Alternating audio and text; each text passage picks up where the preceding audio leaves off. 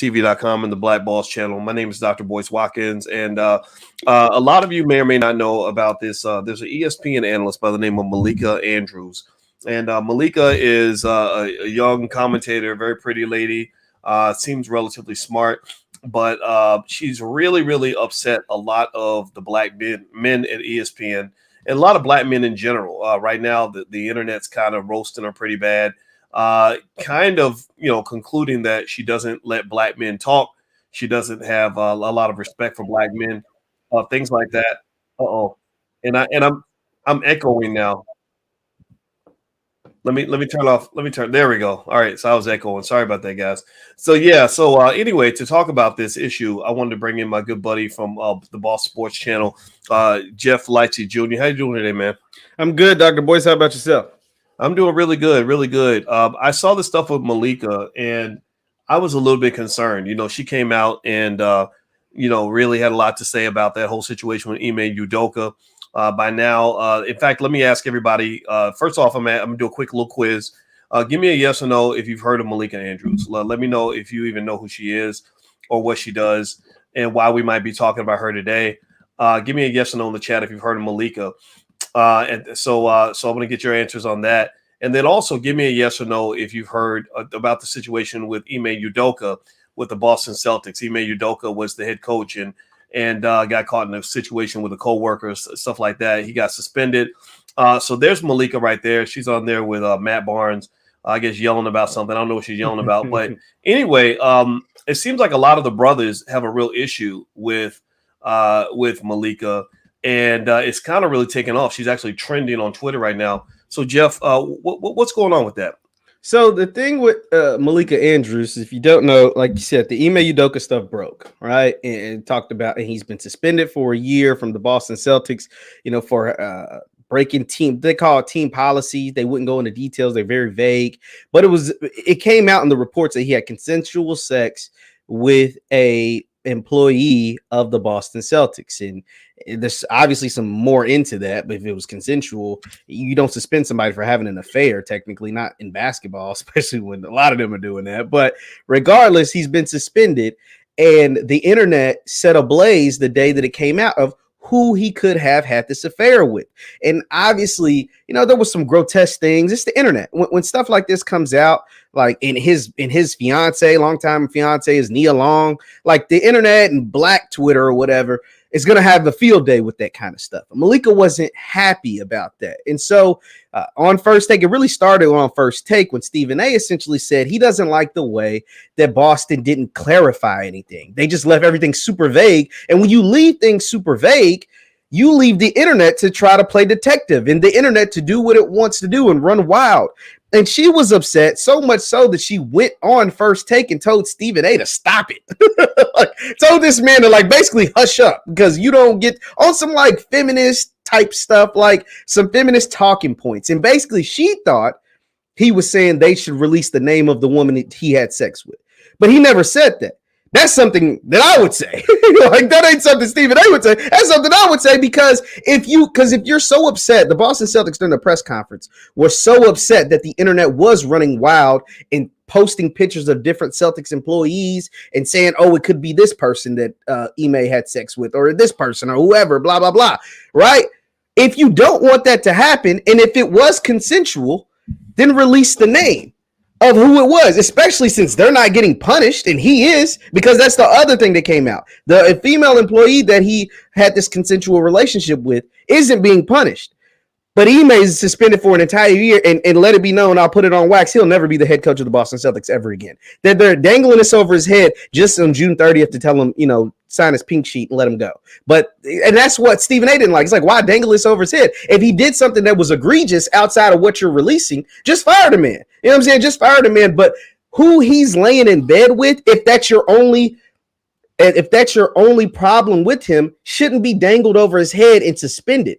But if he did something more than that, like quote unquote harassment of any sort, then you should just fire him and move on. Don't just suspend him for a year. So anyway, back to Malika. She kind of took this approach of, kind of the believe all women kind of approach, the feminist approach, almost like women can't do any wrong. And that's not to say this woman did any wrong, But if you're going to be mad at the internet for running wild with the story or running wild and posting pictures, and I'm not saying those people are right, but it leaves them, when you are super vague and you don't give details, you leave the internet trolls or whoever the leeway and the leverage and the creative ability to go crazy. And then, so that happened on First Take. And then later in the day on Malika's show, Kendrick Perkins, who played for the Boston Celtics, who won a championship with Boston, who still has deep ties and connections to the Boston Celtics, spoke about what he knew, because he knew things, he knows things that hasn't been released. But once again, he didn't take the approach of release the lady's name. He just took the approach of, this suspension shouldn't be like, this shouldn't have happened. You know what I mean? If we're just basing it off the details that you're laying out, he shouldn't be suspended for a year. And Malika kind of snapped at him like, oh, you don't know, you don't need to be saying that. It's like, no, he can say whatever the hell he wants. You know what I mean? Like, he's not, and she's like, you're speculating. He's like, I ain't speculating nothing. I'm telling you what I know. I'm just not giving you all the great details now. But I do know what happened because he has ties to that connection. And the reason why the internet is going off on Malika, one is she's super protective over, it's not a victim, at least not that we know of. It's not a victim. It's a woman who works for the organization. And according to the reports, it was all consensual. So it's not a victim. She was super protective of the woman and doesn't want the name released. And a lot of people are speculating is because she allegedly dates someone who works at ESPN. He's a man by the name of Dave McMenamin. He's a white man and he's a reporter. And then you go to the fact that these are black men that she is being so authoritative towards or so demonstrative towards. But when it comes to it, a lot of people feel like if the roles were reversed, if this was a white man, she wouldn't have came off as strongly because she is dating a white man and she has a white parent. Now, although she has a black father, it's kind of like, we've seen this before. And not just have we seen this before, we've seen this before at ESPN. Now they're calling her the 2022 version of Sage Steele. And it's so funny because the internet is running wild right now. And the black men are kind of like, man, to hell with Malika because she's tweaking basically. And it's funny because the way the Malika rose to prominence, this is no disrespect, not to discredit her career, but she was on a ascending trajectory. They got a speed boost because of Rachel Nichols. So, Doc, I'm going to give you a little story and then I'm going to be quiet for a second. When the NBA, when sports shut down in 2020, COVID kind of shut down everything. And the ESPN, they still wanted basketball games. So the NBA created the bubble in Orlando and all went down there. So Rachel Nichols, when she was in the bubble in Orlando, had her mic. She had a hot mic and it was recorded. And she said, she didn't say nothing that was bad, but she was kind of like, they're giving Malika a lot of stuff that I think because of the George Floyd stuff is essentially what she was saying. Because of George Floyd, they're kind of giving her a pedestal she ain't rightfully deserved yet. Somebody like me, Rachel, at the time, like put in 20 years to this thing to get to this same spot. And Malika, who at the time was like 24 years old, was at the exact same spot essentially. And so Malika's career got a boost after that because Rachel Nichols was canned due to those comments and her show was scrubbed and was destroyed. And in came Malika and her show. So all the gigs that Rachel was getting, the TV show, all the NBA sideline stuff, all the stuff now became Malika's. But when Rachel got it, she was probably in her 40s, whereas Malika got it at age 26 or 25. So she got a big boost due to quote unquote racism. And now you see her playing what Tariq Nasheed would call the bedwench role against black men. You get what I'm saying? So it's like, whoa, like you got this because and the thing is it helped because black men were supportive. It's okay. Yeah, we like Rachel, but she said some stuff that was slick racist. Oh, but they're gonna give it to a black woman and she happened to be pretty. Malika Andrews, you know what she's talking about? Oh yeah, cool. We'll all ride with you. We're rocking with you, cool. And the NBA is obviously majority black men, both as viewers and participants. But then you do this. It's kind of like, damn. To get you your spot. We was rocking with you to get you your spot. Where you at currently? And this is kind of how you treat us. As soon as the black men get caught up in some BS and whatnot, he had his hand in the cookie jar. We're not saying he was right. It's not a perfect, but it is what it is. You switch up on us like that? Like, come on, man. Like, what's going on? Let me jump in on this. Well, first of all, everybody, I'm talking to Jeff Lightsy Jr. from the blackbosschannel.com. And we talk about issues that relate to black men actually on their platform. So please subscribe if you care what black men think, if you are a black man or you want to hear from black men, because people don't listen to black men enough. And we're talking about this host at ESPN named Malika Andrews. Malika is she appears, I think she's biracial. It looks like her mother's white and I think her father's black. I looked up her bio, couldn't quite find out exactly, but either way though, she's really drawn a lot of ire on the internet, where people are asking a legitimate question. They're saying, which it won't sound logical on the surface, but it's a good question. Is she racist against black men? You know, and let me just ask y'all a question. How many of y'all believe that there are some black women, because maybe they have an issue with black men, because of maybe something that their daddy did, or because they were scarred in a certain way, can actually have as much disdain toward black men as a white man might have? Like, really, how many of y'all believe it? How many of y'all know this? You know, and this is a reality that I think people don't really, you know, sometimes when we judge books by their cover and we say, oh, because you have the same skin color as me, that we're the same. Well, sometimes you ain't the same. And I can tell you when I first heard her reaction, you know, to this whole situation with Ime Udoka, which nobody, we've talked about this. I've talked about this with my wife online. I've talked about it individually online. And the thing with Ime Udoka, you know, you don't shit where you eat. That's what he did. That's the mistake he made. It was a problem. He shouldn't have done it. But also there were people who were making the legitimate claim to say, if it was consensual sex and he was allegedly sleeping, let's say, with the wife of the vice president, why is his name being splattered all over the media? And Nia Long's name is being splattered all over the media. But somehow they are treating this other woman, with this white woman or whoever she is, like she's a victim.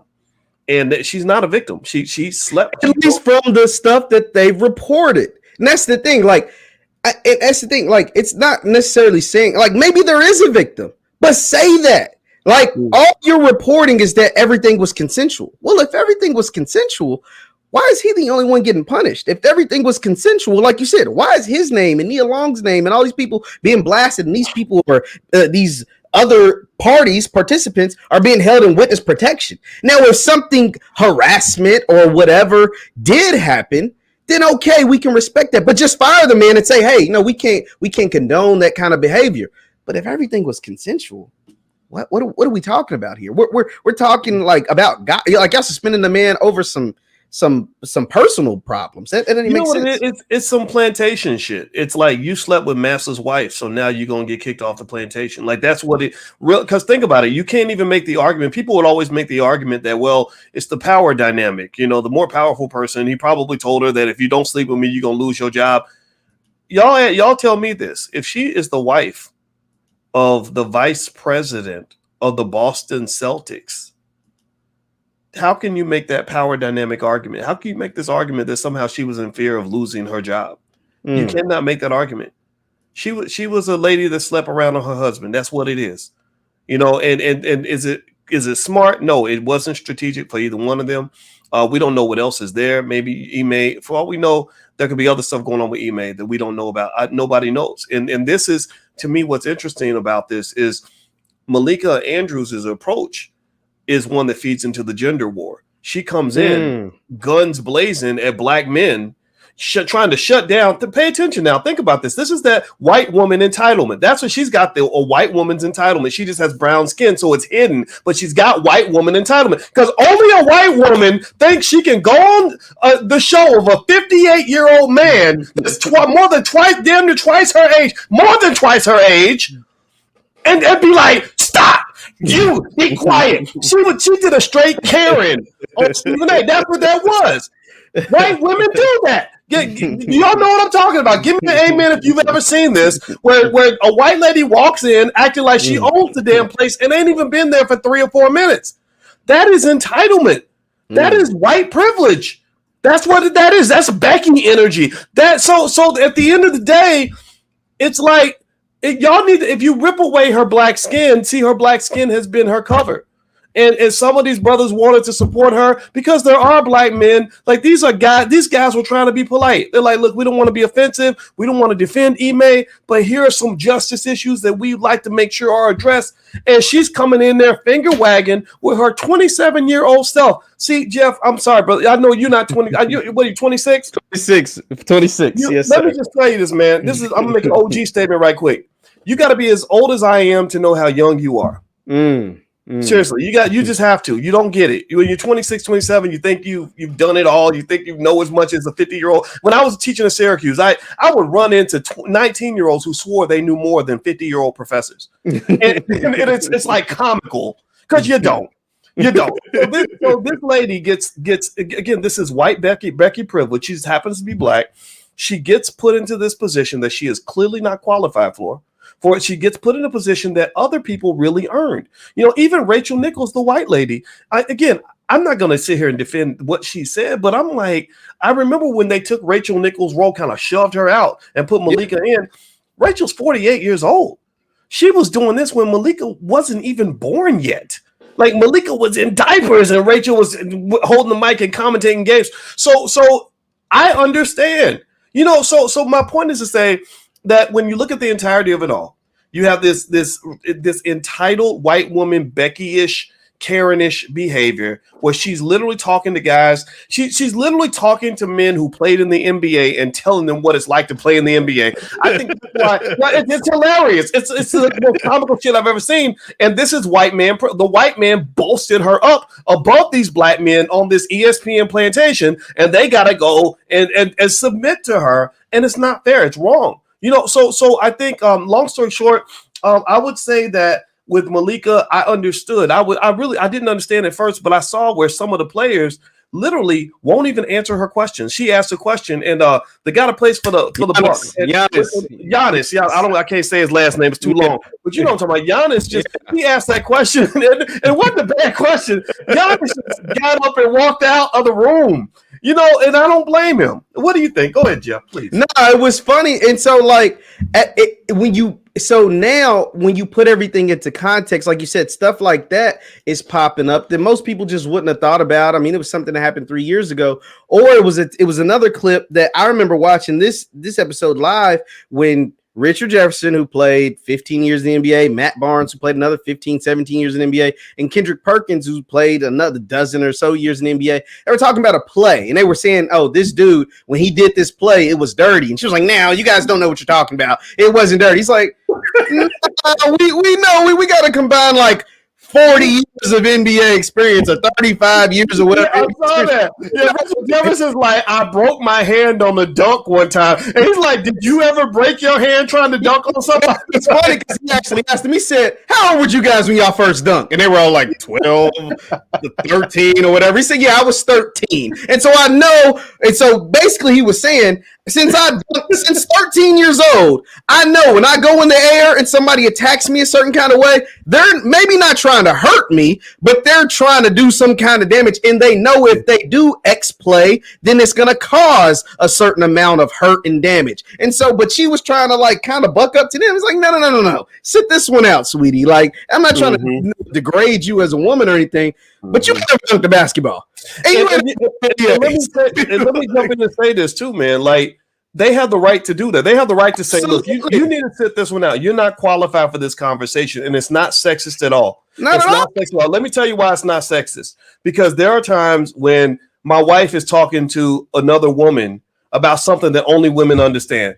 If my wife is sitting there talking about the pain of childbirth, I'm not going to be like, well, no, having a baby don't hurt. All you got to do is spread your legs and just shit it out real quick. You just push it. Come on, you a punk. Right? No, I would look stupid doing that. Those are conversations where I need to shut up and learn and listen. And the problem with a lot of the feminists, many of them are white, the Karen Becky energy, is that they think they know everything about everything.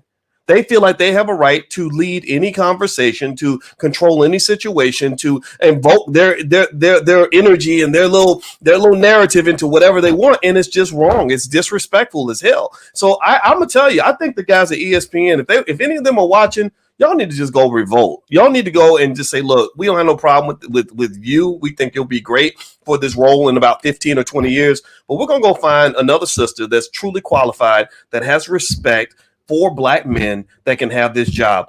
I really don't like the idea that this person is even in the position she's in with the energy that she's had. And you could tell, and here's the other part too. I want you to talk about this. Tell me about this. So some people have even wondered if that white guy that she's taking pictures with is her boyfriend that she was dating that actually works at ESPN. And if that was the case, That would be interesting because for two reasons. One, it's interesting politically because you got this this biracial woman who's dating a white man telling black men what to do.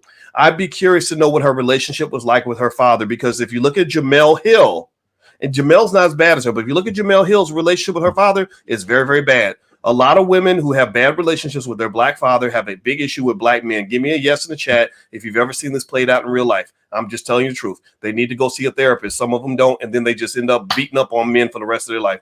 But then the second reason it's interesting is if she was sleeping with this guy at any point or dating him or whatever, well, it sounds like she's doing the same thing Ime Udoka's doing. Maybe the difference is that maybe she reported it to HR, right? Last time I checked, people that have affairs, they don't report that to HR, right? Mm-hmm. But maybe she reported it to HR, but it sounds like it could be the same thing. Is that right? Or what do you think?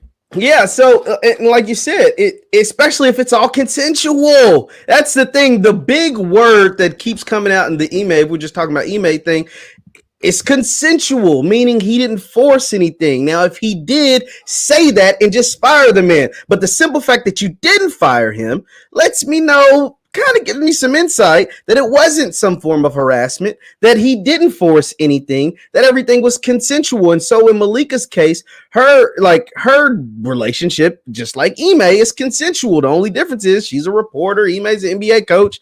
She doesn't have a fiance, and Ime did, and his fiance happened to be super famous and Nia Long. Like, there's some factors there. But the biggest thing is, like you said, you can't just, I don't know. It's interesting because, like you said, Malika's biggest fan base wasn't black women. It was black men. And so, like, think about it. Who consumes more NBA basketball than the players who are actually playing and the black men who are watching?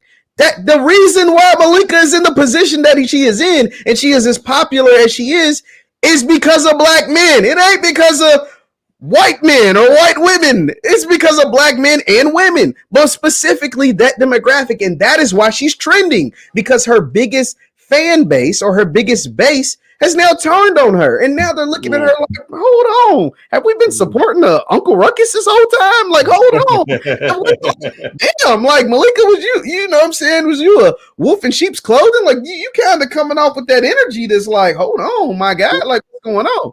Well, let me say this, man. I will just say in general, white feminism has rarely been in favor of the black man, unless the black man completely and totally submits to whatever ideology white women are behind. And that's the problem, is that because there are legitimate problems in our society, there are legitimate cases where men treat women poorly. There are legitimate cases of things like sexual assault and harassment. What happens is that it's the good guys that get beat up. The good guys are the ones who are like, okay, I don't want to upset you. I don't want to be a sexist. I don't want to be a jerk.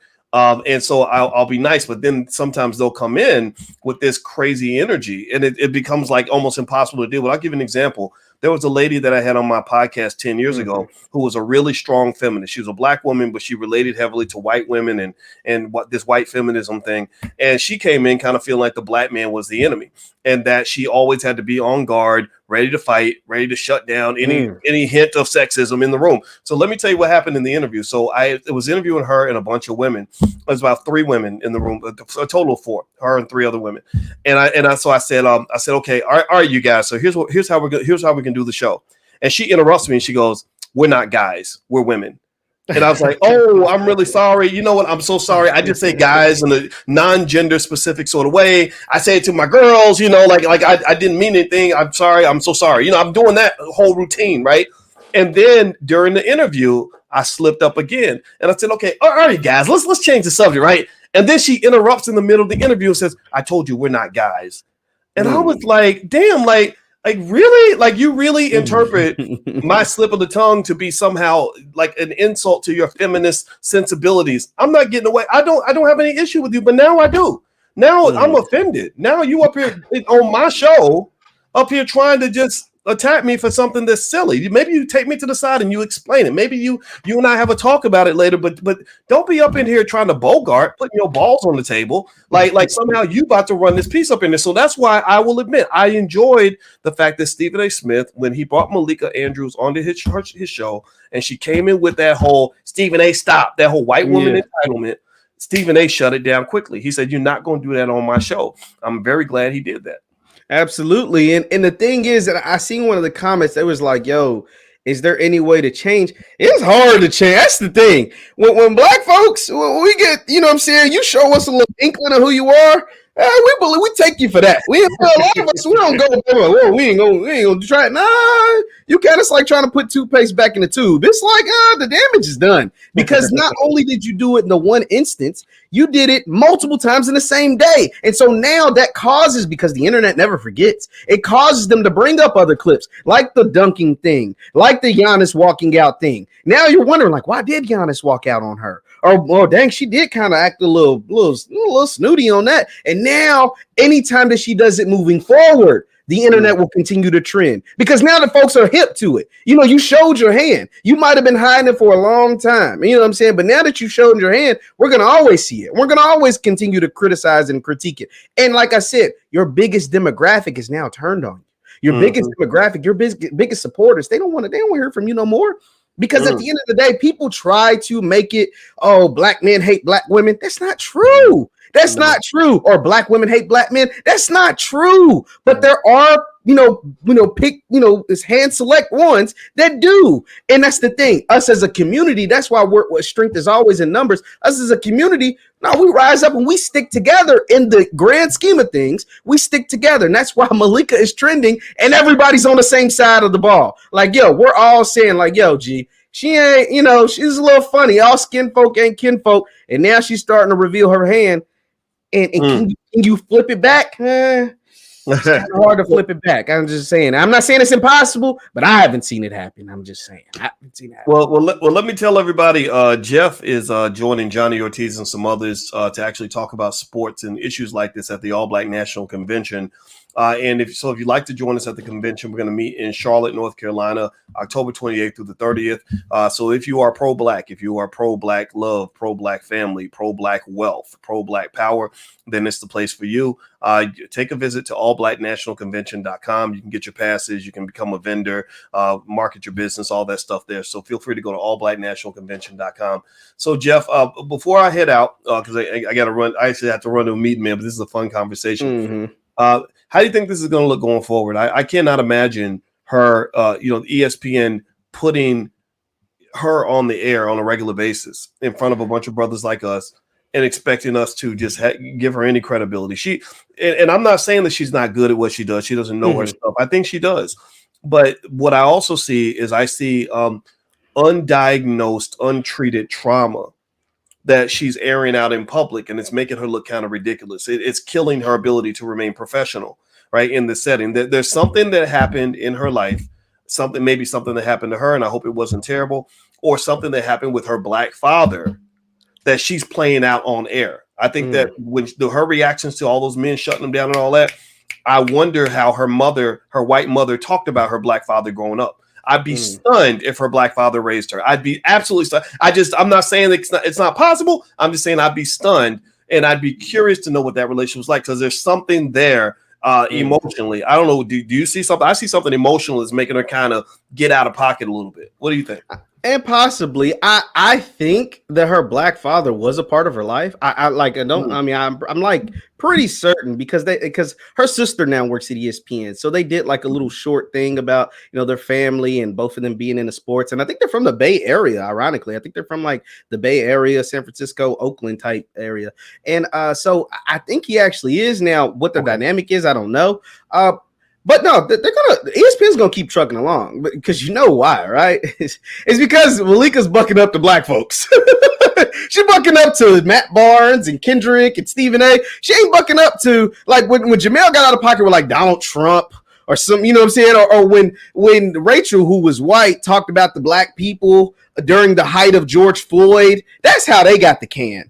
But Malika's talking about Stephen A. and she's bucking up to black men. They're not gonna punish that. Like, if she was bucking up to, I don't know, Scott Van Pelt or somebody, you might get some form of punishment. But she bucking up to Stephen A. and Kendrick Perkins, it's going to be all systems go. Now, if anything happens to where an NBA player doesn't want to sit down with her, which I don't think it'll get to that extent. I think it's just more so the internet, right? But if an NBA player start to decide that, like, hey, I ain't sitting down with Malika, or hey, I'm good on that, then you might see a change. But as long as she's attacking black men, well, yeah, it's gonna get on TV. Attacking black men gets on TV. You don't get punished for attacking black men on television. I mean, that's just the truth. Well, let me tell everybody something that an ESPN analyst told me in private. He said that that ESPN, one thing that he believes happened, and this is a prominent guy. This is the guy who's very big on the network. If I said his name, you know exactly what I was talking about. He said that ESPN noticed that the unemployment rate for black men was very high. And they figured out that a lot of black men are sitting at home watching sports all day. And he said when they realized that, they realized, okay, we've got a great in-house demographic that we can really build our network off of. And he said that's when you really started seeing a lot of black men on ESPN. And because if you go back and look at ESPN 15, 20 years ago, it was a very different looking network. They'd have some brothers in there like Stuart Scott and whatever. Rest in peace of Stuart. But but now you notice the tone has changed and it's become kind of a black men's network. So I'd be really curious to see how this plays out. I think that this is I think it's kind of sad, and I really am glad that these guys are standing up to this lady because her behavior. It's just kind of ridiculous, man. I think brothers, this is to all the good men out here, all the men that don't want to harass nobody, that ain't trying to get out here and hurt nobody, who are just trying to be good people, raise your kids and be solid citizens. Understand that some of these movements, they label you in an unfair way, and you have a right to stand up against that. I don't care what, when I speak on certain things, sometimes I'll get, people throw a name in, oh, you're a sexist, you're this. No, I'm a human being. And I have rights, and I'm going to share my perspective just like you have the right to share yours, and stop using your white privilege to somehow think that I don't have a right to have a voice. So I hope these brothers keep using their voice. I'm really proud that they're standing up because Ime Udoka may have done the wrong thing, but if you ain't going to be dragging a white woman's name out there, then don't be dragging his. That's it, period. Mm-hmm. So thank you, Jeff. It was great to see you, man. Appreciate you too, Doc. Always great. Yeah. Let me give Jeff's social media. Everybody should follow Jeff Lightsy Jr. He is great on everything related to sports. And it looks like my video went away, so it's actually probably the perfect time for me to bounce out. But there's his Instagram tag and his Twitter tag. Everybody should follow him at jlightsy7. And don't forget the All Black National Convention's coming up. So if you'd like to join us in October, please visit allblacknationalconvention.com. So take care, everybody. And sorry that my video disappeared. I don't know what the heck happened. But y'all have a great day. Love you. I'll see you soon. Peace. Oh, there I